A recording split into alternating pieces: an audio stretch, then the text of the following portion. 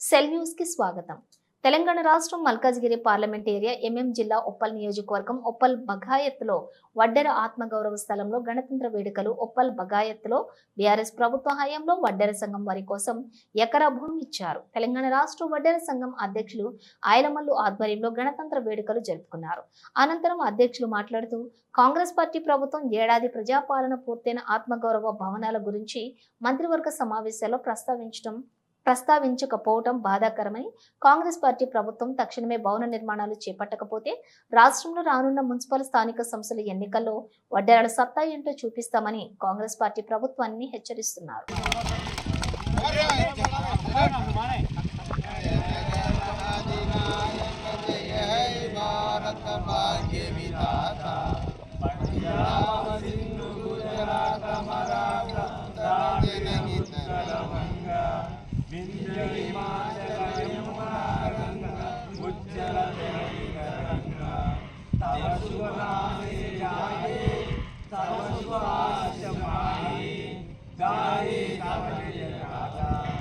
జగదల మంగళ అధినాయక జయ భారత భాగ్య విధాత జయ హై జయ హై జయ జయ జయ జయ హై बोलो स्वतंत्र भारत के जय।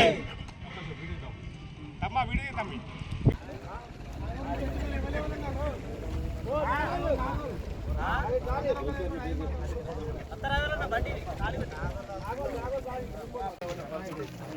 कुछ दिस पर किरा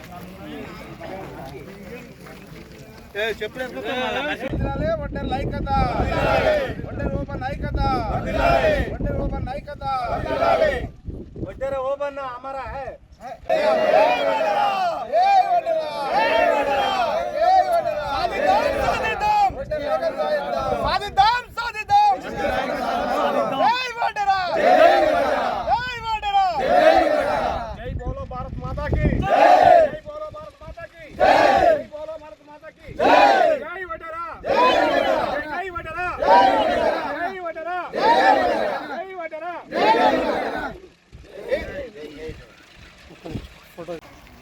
ముందుగా మీడియా మిత్రులకు అదేవిధంగా రాష్ట్ర ప్రజలందరికీ గణతంత్ర దినోత్సవ శుభాకాంక్షలు. ఈరోజు ఉప్పల్ బగాయత్లోని వడ్డర్లకు కేటాయించిన ఎకరం భూమిలో గణతంత్ర దినోత్సవం వేడుకలు జరుపుకుంటున్నాం. ఈ వేడుకల్ని గత ప్రభుత్వం ఎకరం భూమి కేటాయించి ₹1 కోటి కేటాయించింది. కానీ కేటాయించిన అనంతరం ప్రభుత్వాలు మారినాయి. ప్రభుత్వం మారడంతో ఈ భూమి అస్పష్టంగా అట్లే ఉంది.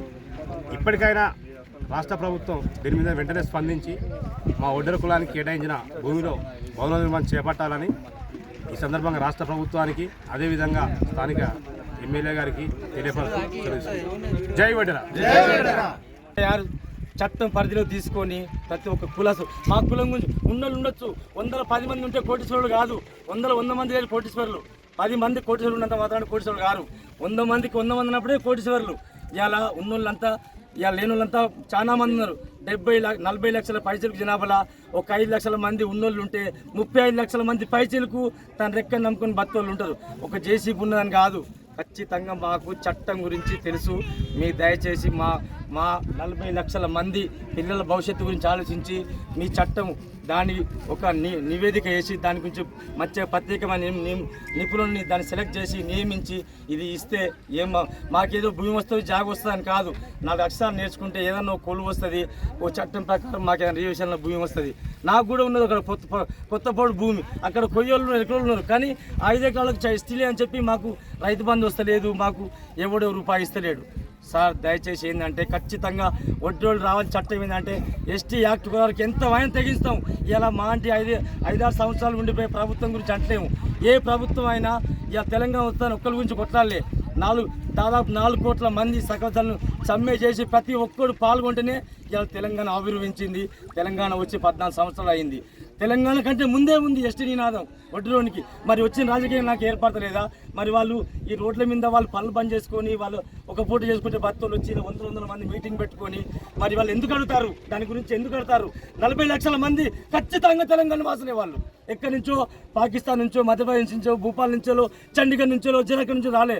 ఖచ్చితంగా తెలంగాణ నుంచి మాకు ఈ నినాదం ఏంటంటే మా పిల్లల భవిష్యత్తులో ఒక డిఫెండ్ అయి ఉన్నాయి. చాలా మంది వెనకబడిపోయారు, ఇల్లు లేక భూమి లేక భూవ లేక చాలా మంది ఇప్పుడు కూడా దేశ దేశాలు తిరుగుతారు. ఏదో వాచ్మెన్ ఉండో కంకర కొట్టుకుని రాళ్ళు పట్టుకుని ప్రతి ఒక్కడు ఇలా గచ్చిపోలే ఐటీ సిటీ మొత్తం ప్రతి ఒక్క ఒడ్లోని